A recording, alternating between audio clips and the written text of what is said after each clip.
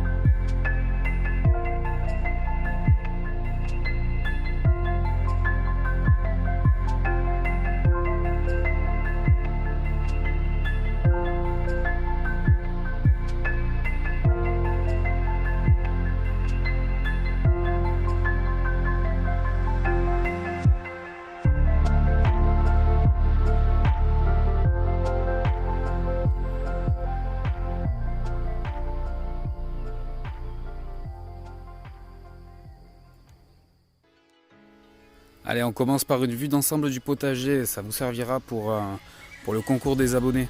Ça vous donne à peu près une idée de la taille du potager. Parce que j'ai eu des réponses, alors je ne sais pas si c'est du troll ou non, j'ai eu des réponses comme des 2500 m² de surface cultivable, j'ai bien précisé les planches. Donc si vous avez un doute, n'hésitez pas à revenir sur la vidéo concours et modifier votre réponse, vous avez jusqu'à dimanche pour le faire. Donc on y va, je vais faire uniquement les planches cultivées. Là je fais pas le tour des planches paillées, il n'y a aucun intérêt. On commence par les pois. Donc du pois mange-tout demi-raman et du pois classique à écosser. Je sais pas si on peut appeler ça du buissonnant, mais bon, ça grimpe pas. Donc pour le mange-tout, ça prend gentiment sur le grillage. Il y en a certains que je dois renvoyer en direction du grillage parce que sinon ils partent à l'opposé et je pense que ça risque d'être un petit peu compliqué pour la suite. Donc pour l'instant pas de traces de fruits, de fleurs, je sais pas trop comment ça marche, je ne connais pas du tout le pois mange tout. Ça va être une découverte pour moi, c'est aussi un test. Potager d'olivier qui m'a donné envie de faire ça, donc ça va être un test. Planche de culture suivante, on a ici le poireau. Donc poireau qui pousse gentiment, j'attends qu'il ait la fameuse taille du crayon pour pouvoir éclaircir tout ça et voir si je peux les déplacer ailleurs. Juste à côté le radis, donc le radis qui a ses radis, j'ai envie de te dire. Donc j'en ai tapé déjà quelques-uns, j'ai envie d'en taper un autre. Donc on va déguster ça ensemble. Allez, on va déguster ce tout petit radis là. Bon, j'ai enlevé la feuille et la racine. Donc on va déguster ça. Vous allez me dire si vous allez reconnaître cette personne là.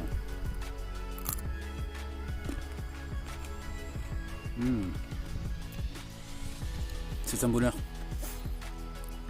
Tant de vitamines, de minéraux dans un si petit légume que nous donne la terre. Un bonheur. Vous ne trouverez jamais toutes ces saveurs dans un radis que vous trouverez en grande surface. C'est que du bonheur, c'est que de l'amour. Vous l'avez reconnu ou pas? Hein? Vous l'avez reconnu? Olivier du potager, oui, c'est bien ça. Allez, on continue la visite. Mais c'est vrai qu'il est bon ce radis. On continue la visite.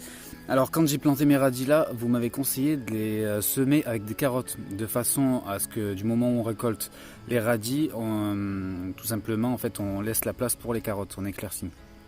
Donc du coup j'ai fait la même chose sur une rangée.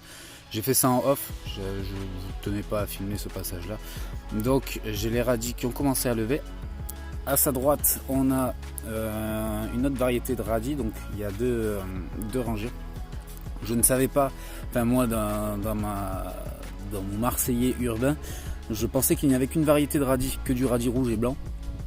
Bon, je me suis aperçu que du rouge et blanc, il en existait déjà plusieurs variétés. Du radis noir, ça a été une grosse surprise. Alors du radis blanc, je suis resté sur le cul. Donc c'est du radis glaçon. Je vous mettrai une petite photo avec, si vous ne voyez pas à quoi ça ressemble. Donc j'ai planté 2 rangées. Ça va être une découverte pour moi aussi. Vous avez un visuel sur les planches de culture.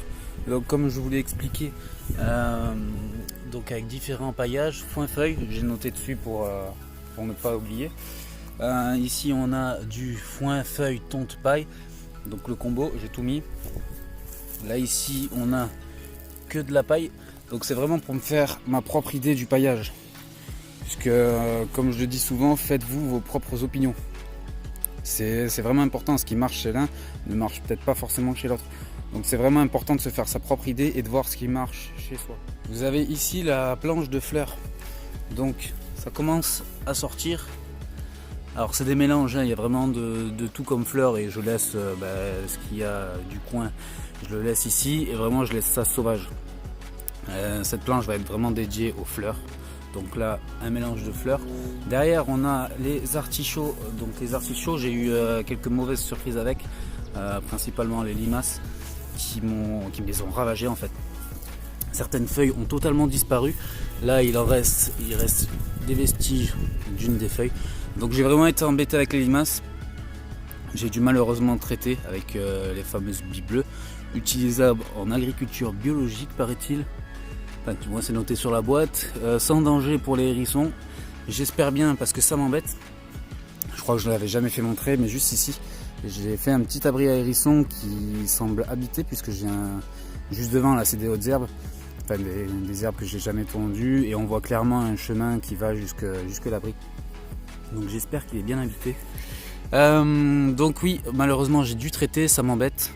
Mais quand on débute le potager et qu'on voit nos plants se faire littéralement défoncer, c'est vraiment embêtant et démotivant. Donc pour cette première année, j'utilise ça. J'espère pouvoir m'en passer dans les années à venir. et faire ça le plus naturellement possible. Ma planche de culture préférée, les fraises. Les fraises, donc fraises, oignons, échalotes juste derrière. Au niveau des échalotes, je pensais pas que ça devenait si gros. Je pensais que ça partait sur la hauteur, mais pas tant de place. Donc je suis plutôt content, ça fait joli. Et c'est ma planche de culture préférée. Bon, déjà parce que j'adore les fraises, mais aussi parce que ça a vraiment la tronche d'une planche de potager. Donc voilà, c'était juste ça. Les oignons, ça lève tranquillement. Et les fraises, on commence à avoir les premières fraises. Donc moi j'en ai déjà goûté quelques-unes, enfin une pour être précise. Donc ça sort, il y a quelques fraises. Je sais pas si on la voit, en plus j'ai le reflet. Ouais, ça commence vraiment à arriver. Il y a une limace aussi qui a dégusté le même jour que moi la première fraise. Bon, inutile de vous préciser que cette limace là, c'était clairement son dernier repas. On ne vole pas mes fraises à moi. Faut pas rêver. On continue, donc ici moi j'ai le voile d'hivernage. Les nuits sont très fraîches ici en Bourgogne dans la Nièvre. Pour vous donner un ordre d'idée, cette nuit il a fait 4 degrés. Maintenant je suis l'après-midi en t-shirt. La nuit encore précédente il a fait 2 degrés, donc j'ai ressorti le voile d'hivernage pour protéger les plants qui se trouvent dans la serre. Puisque j'ai mes tomates, tout ça, et j'ai un petit peu flippé. C'est un risque que j'ai pris, mais au final ça va, ils s'en sortent bien. On a ensuite le mandarinier qui a pris une claque avec les dernières gelées d'il y a quelques semaines maintenant, je crois que c'était il y a 2 semaines. Donc il a pris une claque, il a jauni et ces nouvelles tiges ont morflé, clairement. Juste à côté, les framboisiers. Donc framboisiers, on m'avait dit que c'était envahissant, mais je pensais pas que ça allait l'être aussi rapidement, des rejets qui débarquent déjà. Donc celui-ci se porte à merveille. Pareil pour celui-là, celui qui avait la branche cassée. Alors c'est une branche qui était pliée, elle n'était pas cassée, donc ma foi elle se porte très bien. J'ai des petits points dedans, alors je sais pas trop si c'est les altises ou je sais plus le nom exact que ça. Certains de mes collègues en ont. Donc je surveille ça. Ensuite on a celui-ci, pareil, se développe super bien. Et on a celui-là qui reste un mystère pour moi. Je sais pas s'il est totalement mort ou pas, mais bon, les feuilles signalent rien de bon. Alors si les 4 étaient morts, j'aurais compris. Je me serais dit que, j'aurais compris que c'était moi qui n'avais pas géré. Mais bon, sur 4, il y en a un qui prend pas. Alors c'est un petit mystère pour moi. Je sais pas vraiment ce qui s'est passé. Bon, derrière, il n'y a rien. Toutes ces parcelles-là, elles attendent le coup de feu, la fameuse date pour être habitée. Ensuite la serre.